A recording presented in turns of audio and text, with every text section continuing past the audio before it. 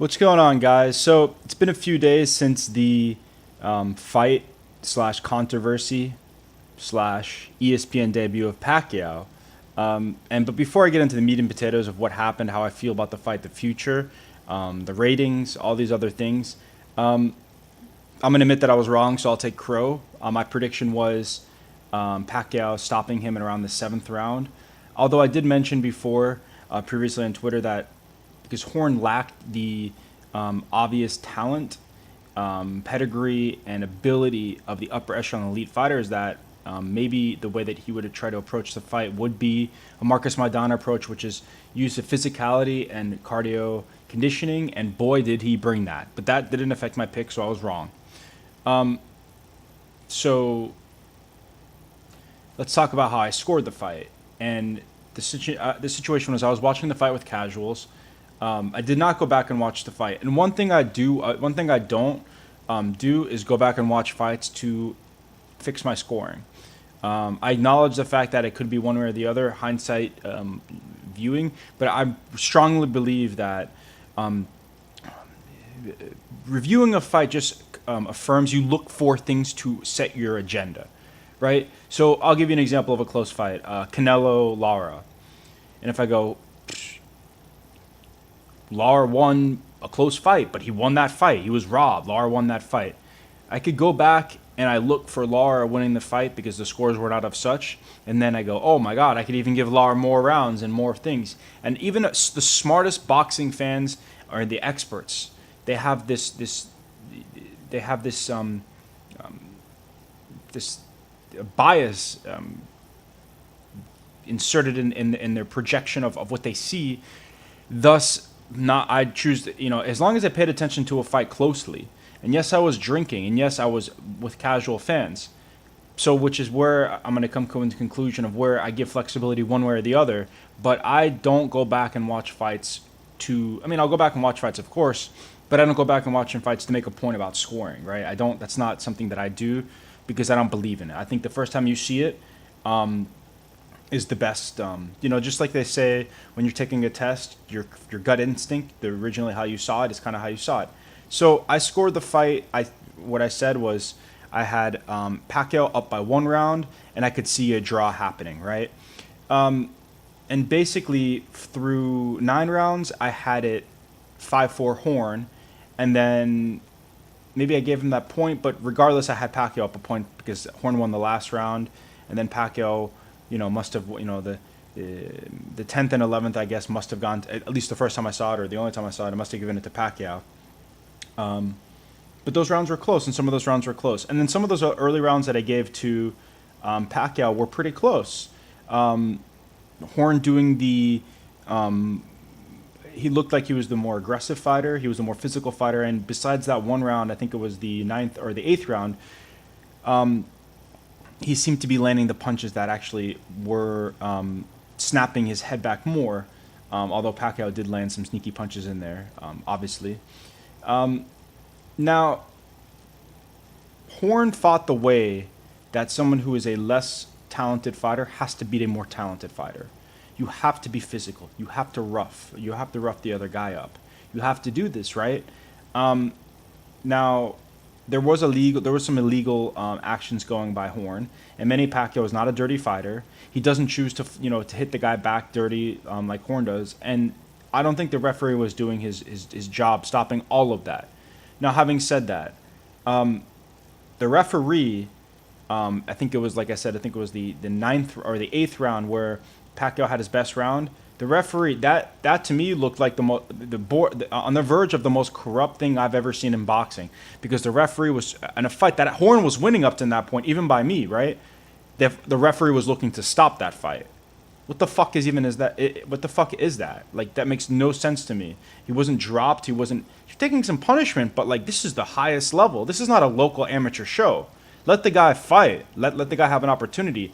All that would do is fuck everybody, because it robs Horn his opportunity to, come back and win the fight, and it also robs Pacquiao of potentially, if he was able to finish him in the next round, there's a legitimate stoppage in the next round, because that wasn't legitimate. So all that would do is ruin everything, right? Now, so like I said, it was a great fight. And I don't know why people are acting like this is, again, the commentary of the fight was very biased towards Pacquiao, where is someone like Teddy Atlas who was shitting on everything Jeff Horn does. We have this weird thing in boxing, right? We don't score, you know, we have this thing like a lot of boxing fans he's not, his footwork's better and it looks nicer when he does it. Like just because someone looks better when they are dribbling a basketball and then they make the basket in, right? Sean Marion had one of the ugliest jump shots I've ever seen. He threw like weird, whatever. But if it goes in, it goes in, right? If it's effective, it's effective. And Jeff Horn, although it didn't look sexy what he was doing, effective aggression is the one thing that I score the most as far as the 4-point or the 4 things of the Queensberry rules of criteria. I think that effective aggression is the most significant thing that I look for in boxing. And if the effective aggression is brought through different ways, right? And I'm not saying I don't negate the other things, but I kind of look as that as the who landed the shots, that who was more efficient in using the ring and using his offense more efficiently, negating the other guy's defense. I kind of looked at as the main of the criteria, because you can't say then this guy was more, he had better ring control, but like in other words, that is my most important thing in criteria. And effective aggression could occur from someone who has worse footwork, worse foot speed, and worse handling, timing. It could just be cardio. I mean, there's guys who, if anybody's ever been in the ring, they understand that cardio is the most important thing. And Pacquiao, to me, looked like the fighter that had worse cardio conditioning. I know I guess according to punch stats, he threw more punches.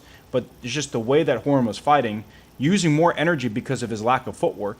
You know what I mean? He showed that he was in better shape and the better shape. And Teddy Atlas was like literally clowning on him about his footwork, it being sloppy, yet he was fucking Pacquiao up with some punches, right? Now, people ask why Teddy Atlas had a bias. Well, additionally, he was dismissing the opponent. Secondarily, he had Tim Bradley sitting next to him, a guy who he trained, who was soundly beat by Pacquiao. Now, if you don't think, like I said, connect the dots and understand why the bias is there. I thought Teddy Atlas was out of line for how ridiculously biased he was in that commentary, which threw off a lot of American fans, right? Now, I don't think there's this international hate for Pacquiao and love for Jeff Horn, but there is a correlation between the amount of non-American fans thought that the fight wasn't as much of a robbery, although I do agree that one scorecard that gave Horn a wide decision I think was bullshit. I didn't mind giving it to Horn by a point. That's fair. So I don't consider it a robbery because Horn could have won the fight. It wasn't obscene. It wasn't like the Tim Bradley the first time, who definitely didn't beat Pacquiao, because that's besides the point. Additionally, right, punch stats, people like to use them to fit a narrative, but we all know how they're determined. Also, throughout the entire fight, you have to break down round by round. So if you're going to use punch stats, you have to say, in this round he landed more, in this round he landed less, and it doesn't say the whole story again, because, a punch that could land flush, it could land shitty, and it still counts. So again, punch stats don't say the whole narrative and picture of the whole story.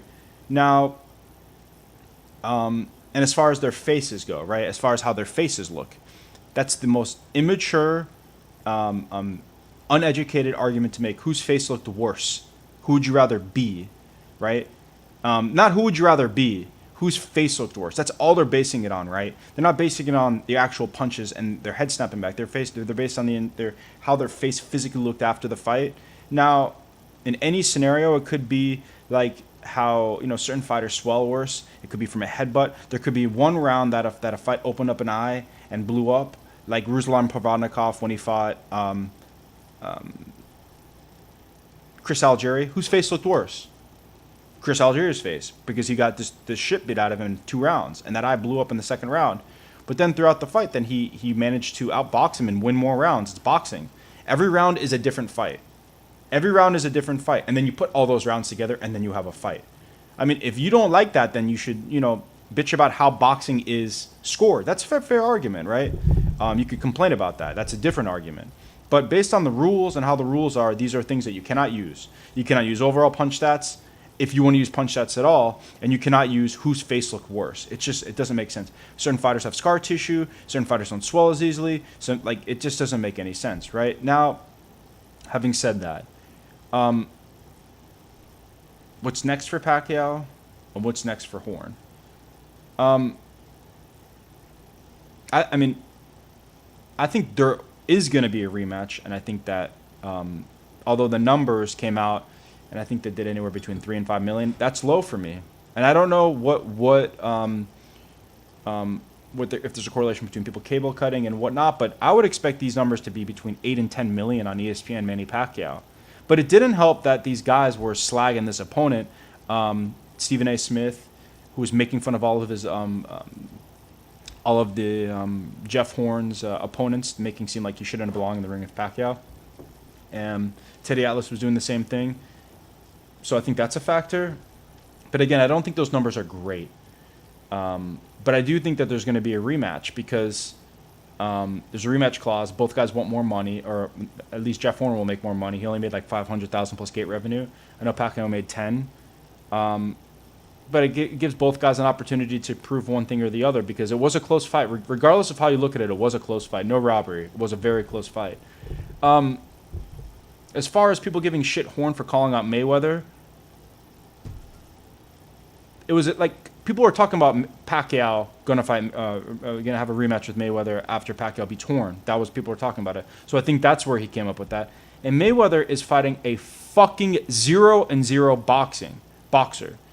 And the same people who are acting like he shouldn't have called out Mayweather are okay with that because it's just a money, like it just makes no sense. So fuck you guys for being so sensitive that somebody who beat Pacquiao or fought Pacquiao to a very close fight called out Mayweather. I mean, Jeff Horn would beat the fucking shit out of Conor McGregor in a boxing match, knocking him out. I would almost guarantee you that. 100%. It doesn't even like cross my mind if that would happen or not. Different sports, doesn't make any, it's whatever. But having said that, I think Pacquiao should retire if it was my choice because he has lost a lot. He should not have been in a competitive fight with Jeff Horn because Pacquiao has lost a step and a desire in the ring. It just is a damn shame to see him kind of like get older and decline this way. And, eventually he could get hurt if he fights the right opponent. Like Earl Spence would hurt Pacquiao, I think, at this point. And before I thought Pacquiao would have a chance. I just don't see these fights looking good for Pacquiao. He's still a good fighter, a great fighter compared to some other welterweights. But I just think that it's hard to support or continue to want a fighter that who was so great lose so get older and continue to fight after I don't know his financial situation. He supposedly owes IRS money. He obviously has a big entourage. So he will be continuing to fight, in my opinion. I just would like to see him retire. And Jeff Horn has a belt, so if he doesn't fight Pacquiao, he should get an opportunity at one of the other belt holders, hopefully, so they could start unifying some of these belts so that obviously is either Earl Spence or Keith Thurman. And I think that he would give Keith Thurman a pretty good fight. Earl Spence, I think he would have a bigger problem with in the physicality department because they both kind of like to stand there and bang. And I think Earl Spence is a lot more technically sound in that type of style. And I think it would just be hard for him to outgun him. But I think if he brought a physical element to the game versus Keith Thurman, I think he could give Keith Thurman problems. I would favor Keith Thurman, but I would think that it would be a better fight than Earl Spence. So all in all, people need to calm the fuck down about this robbery shit. I understand that a lot of people were swayed by the commentary, and I understand a lot of people thought Pacquiao won, and I understand, and that's fair. But Pacquiao did not win 9 rounds, and it was not a robbery. Bottom line, it was a very close fight. It was a good fight. It was good for boxing. I don't know why people are think that this is bad for boxing.